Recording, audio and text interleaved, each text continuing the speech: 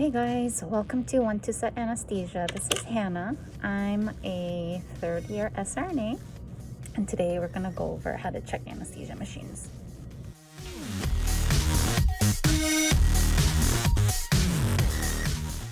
Alright, so we're in the OR now, and I'm going to go over a basic anesthesia machine check. We have the Datex-Omeda here, and we're gonna start by turning on the anesthesia machine, which is this little here. Turn it on, and what's convenient is that prompts come up and you follow it step by step to check off the anesthesia machine.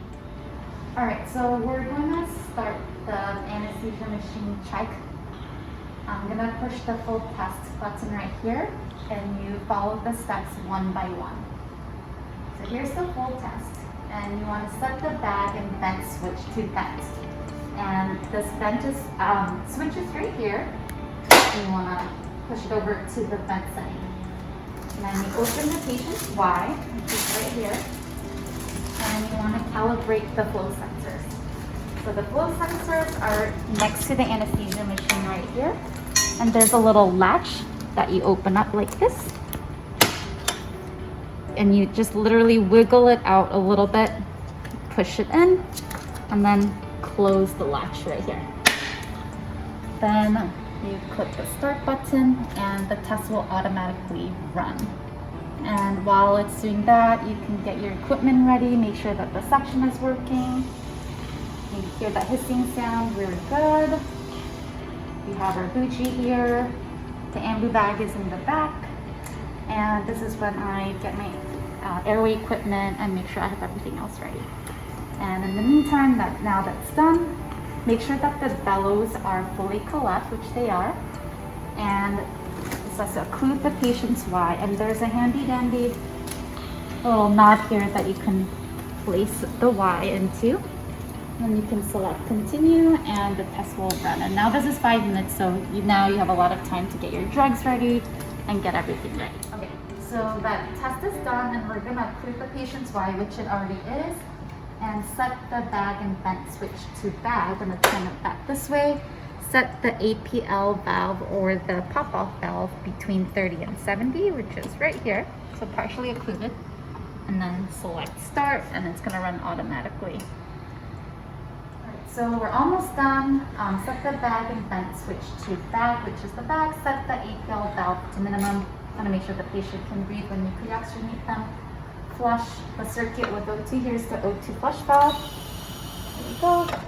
Check the patient's suction, which we already did.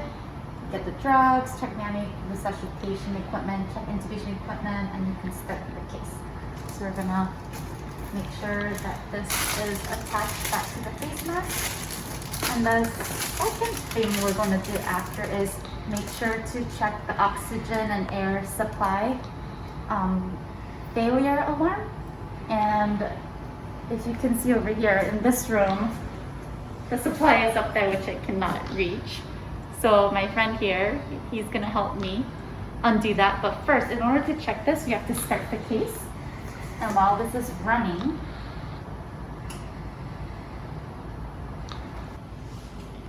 detach the wall supply for me.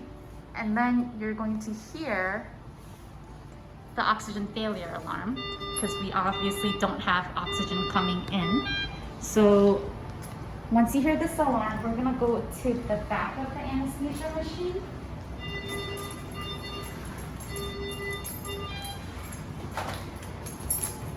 And as you know, the green one is the oxygen tank and the yellow is the air tank. And if you guys know, righty is tidy and lefty is goosey, so we're gonna open it up by going left. Or is it right? I always forget. Here you go. This one is righty-tighty, huh? It's right. It's right. You have to go right. And once this is on, you can tell the alarm stopped. And you go back to the anesthesia machine and you can see how much pressure and volume is on there.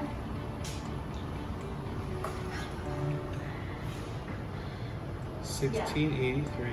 1683, and as you know, approximate full tank pressure is about 2,000. So we are good to go there. Now you want to close. So this is the righty-tighty. Okay, yeah, righty-tighty.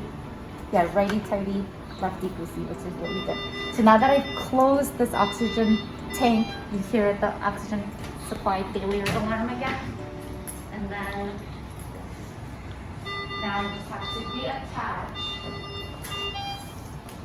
the oxygen supply to the wall, Oh, she needs help. which I do cannot it. do.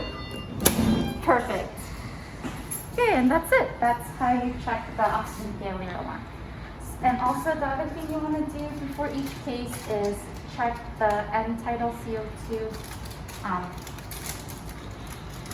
tubing. Sometimes it's not like twisted in all the way. And so once you intubate the patient, you might not see a waveform.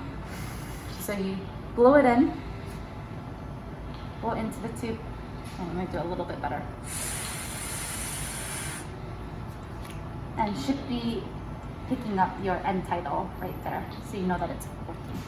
Next, I want to check the positive pressure circuit test.